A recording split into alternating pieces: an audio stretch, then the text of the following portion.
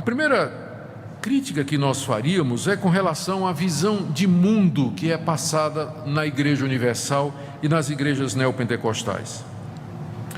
É o que a gente chama de cosmovisão. Cosmovisão é o conjunto de crenças que nos ajudam a enxergar a realidade. É os óculos que você usa para ler o mundo. Então, todo mundo tem uma cosmovisão. Aquilo que você acredita, as suas experiências, os seus pressupostos, as suas crenças, tudo isso vai influenciar a maneira como você lê a realidade. A cosmovisão da Igreja Universal é de um mundo povoado de demônios e anjos maus que estão procurando achar as mínimas brechas para se apossar da vida das pessoas, crentes ou descrentes. Para o típico membro da Igreja Universal, tudo de ruim que acontece é obra de algum demônio. Se a pessoa fica doente, é um demônio. Se a criança está agitada ou inquieta ou irritada, é um demônio. Se um filho virou homossexual, foi demônio. Se alguém contraiu AIDS, é um demônio. Se perdeu o emprego, é demônio. Se tem um sonho mau, um pesadelo, é um demônio querendo oprimir.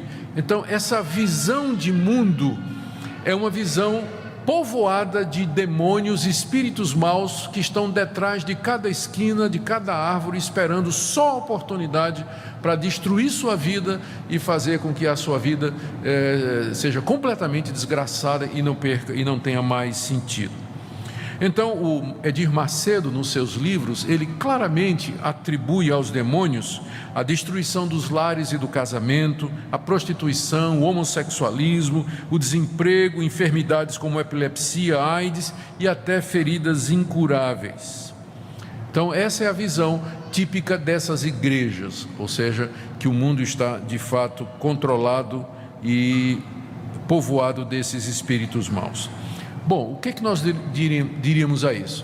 Sem dúvida, a Bíblia ensina com clareza que existem os anjos caídos, que são os demônios, que Satanás ronda os crentes como um leão faminto, e que os demônios, sempre que possível, querem nos assaltar, tentar, afligir e nos levar ao pecado.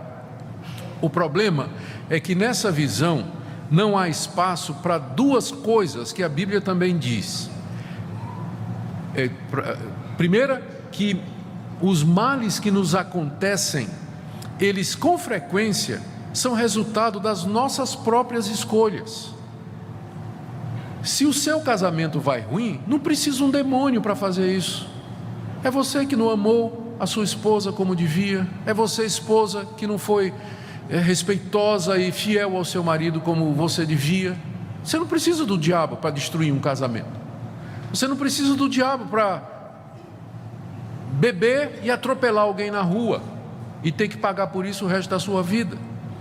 Você não precisa de Satanás para explicar a queda de um avião que morreu todo mundo, ou uma epidemia de Zika. Não precisa do diabo para isso. A Bíblia é muito clara quando responsabiliza o homem e não o diabo pelas consequências das suas ações. O problema dessa visão das igrejas neopentecostais é que ela acaba tirando a responsabilidade do homem quando as coisas vão mal. Perdeu o emprego, foi o diabo. Mas se você perder seu emprego numa igreja e for membro de uma igreja reformada, provavelmente o pastor vai perguntar: mas você era um bom empregado? Você de fato estava sendo honesto no seu trabalho? Você dava o melhor de si? Seu patrão lhe demitiu por quê? E aí a pessoa vai ser levada a refletir sobre sua conduta, seus hábitos de trabalho, de relacionamento. Às vezes o crente perde o emprego porque é um mau empregado mesmo, não precisa do diabo para isso. Segunda coisa, a Bíblia diz que às vezes o próprio Deus manda males sobre a vida das pessoas. A Bíblia atribui a Deus mandar praga, doença, castigo, terremoto, até o erro. Quando a pessoa de tanto ouvir a verdade virou as costas e não quer, Deus manda o erro contra ela, para que ela creia na mentira. Então dizer que tudo é do diabo, tudo de ruim que acontecer do diabo, você perde a chance de se arrepender. A pessoa que acredita nisso, como é que ela vai? Se santificar, arrepender-se dos seus erros, porque tudo é o diabo. E segundo, ela não vai ver às vezes a mão de Deus. A Bíblia diz: Deus resiste ao soberbo. Tudo está dando errado na sua vida, você diz: é o diabo. Olhe de novo, às vezes pode ser Deus, a mão de Deus contra você. O que é que Deus quer fazer? Quebrar você, humilhar você, fazer com que você se arrependa, com que você mude de vida. Então essa visão da Igreja Universal, e que é das igrejas neopentecostais, ela é reducionista, ela impede o crente de conhecer toda a verdade e de se desenvolver espiritualmente aqui nesse mundo. Produz uma mentalidade estreita, atrofiada no que diz respeito ao crescimento espiritual. A gente vive num mundo decaído que geme e suporta dores debaixo do cativeiro por causa do pecado do ser humano, e temos que nos lembrar que há um Deus que também age nesse mundo com providências e trazendo males sobre nós. Então nós não podemos atribuir tudo a Satanás. É claro que o diabo faz muita coisa ruim nesse mundo, mas é errado dizer que ele é o responsável por tudo o que acontece, porque isso tiraria a nossa responsabilidade e a ação de Deus na história.